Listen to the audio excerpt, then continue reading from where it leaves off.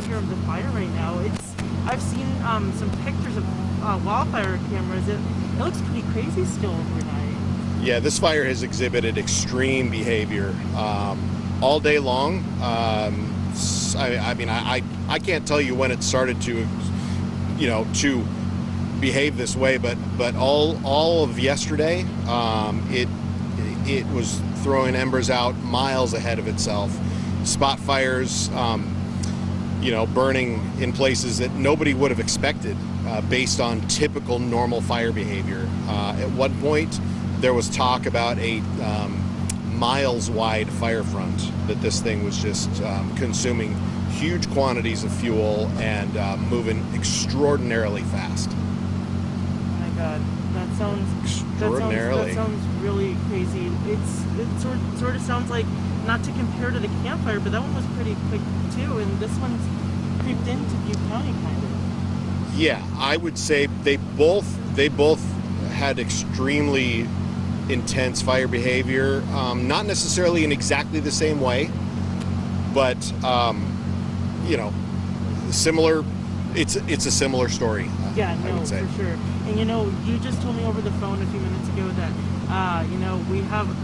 we're dedicating most of our firefighters at the front lines right now at this moment, because I don't see very many here at the Incident Command Center. What is the strategy of protecting the city of Orville right now? This is the biggest city nearby in this area where the fire is burning. Yeah. The strategy right now is, honestly, it is a matter of what is this fire going to do. We have some fairly predictable winds that come up in different areas of where the fire is burning. They're not predictable so that you can tell exactly what's going to happen, but there are certain things that you can expect to happen, and so there's some places that we expect the fire to go, and there are some places where we're just not sure, and we're hopeful that we're going to be able to stop it. We've got different places that we have dedicated to where we would, we're hoping to stop it at this point and at that point and at that point, and we're just going to see what we can do with the resources that we have. Honestly, it's a similar story to the lightning complex fires that we've been having burning since August 17th, with the amount of resources that are dedicated to fires everywhere. We can't just call in the cavalry, so to speak, and we can't get everything that we need and everything that we want right here, right now on this fire. Yeah, and that's unfortunate that there's so many other fires in California that we are, like you said, we're lacking resources at the moment to get more crews maybe there in the actual front lines right now.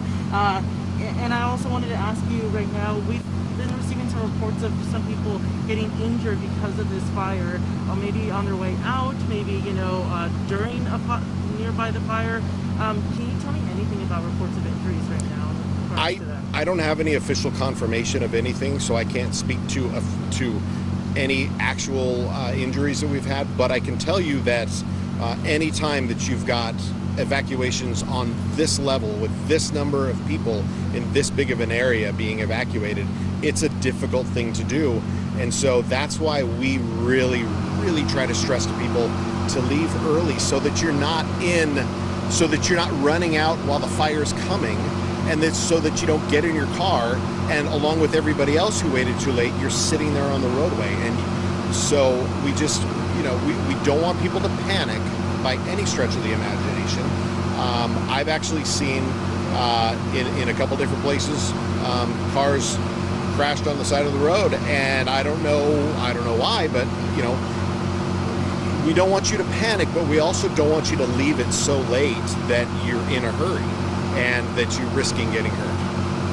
That is great advice there, because we all want to make it out very safely and all in an organized manner of this chaos amongst us. We're not at the daylight right now, but once the sun comes up, do you think we'll be able to use our aircraft as our weapon of arsenal of some sorts to battle this fire? Do you think there will be visibility at all? Well, that's I have not seen a weather report, so I can't say, but that's you touched exactly on it. Will we be able to use aircraft?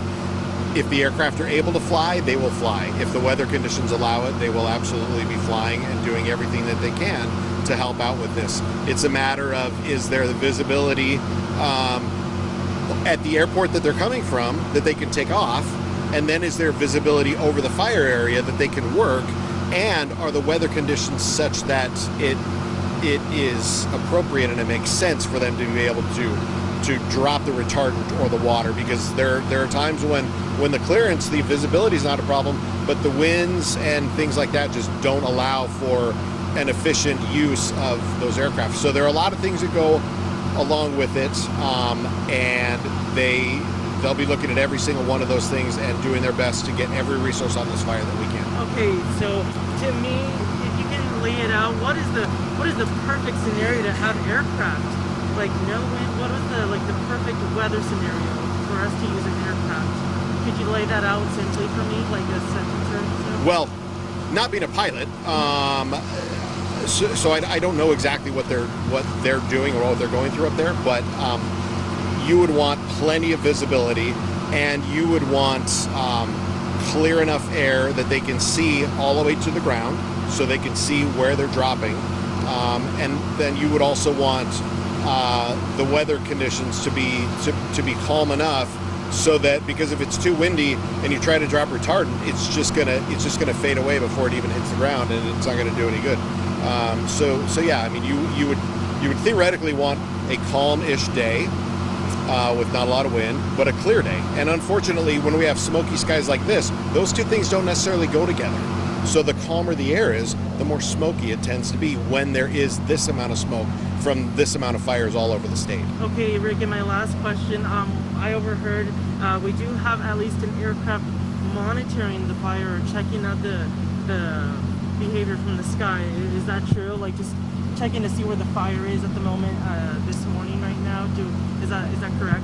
There have been aircraft flying around at night doing infrared flights to try to get an exact look with their infrared cameras at where the fire is. That is correct. So wow, we do have aircraft. Okay. Yeah, wow. So we do have aircraft that are flying on the fire periodically, and have been tonight as well. Okay, still going on, I'm assuming? Okay. Well, I'm not sure. I can't say if they're still going on, but they've been going on. They were going on earlier tonight. Okay, perfect.